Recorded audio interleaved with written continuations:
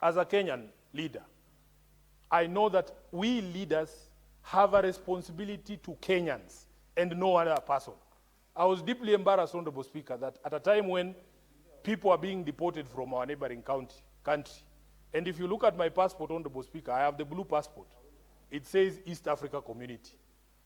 When I was a member of the Law Society of Kenya, Honorable Speaker, at the council, we used to do something called, push for something called cross-border practice.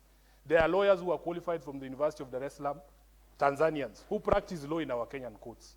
There are students at the Kenya School of Law from Tanzania and from Uganda.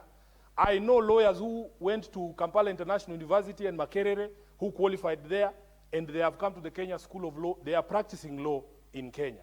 So therefore, Honorable Speaker, for us to have a situation where people cannot be allowed to move freely in the community is something that we must call out. Honorable Speaker, I have had people trying to justify, saying, oh, these are activists. Activism in itself, Honorable Speaker, is not a crime. I know Tanzanian law, there's no law that says activism is a crime, Honorable Speaker. So for me, I was deeply embarrassed to see our Foreign Affairs Minister, who should be our foremost defender, adopt a very nonchalant, a very laid back, a very lazy attitude yesterday on Citizen, Honorable Speaker, that he has not even summoned the Tanzanian ambassador to ask him what was the reason why these brothers of ours were expelled. As we speak, there are Kenyans whose whereabouts are still unknown.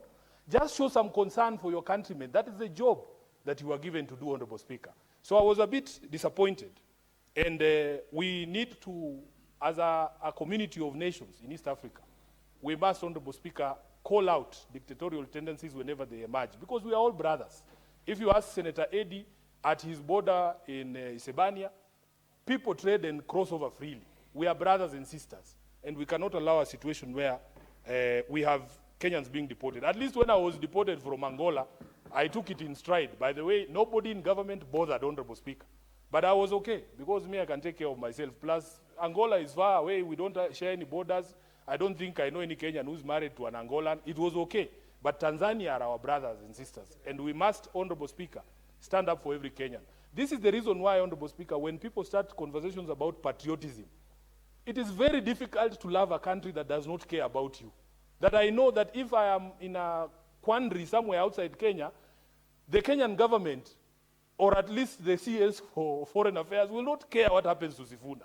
Honorable Speaker, it breaks my heart. If I was stuck in southern Lebanon when the war began, would this government really come for me? That is the question I ask myself. We are on our own. Then when we complain, people say, oh, you don't love your country. Love, Honorable Speaker, is reciprocal. You love me, I love you. I thank you, Honorable Speaker. Fadhiri es Kenya. Huko ni Mosi.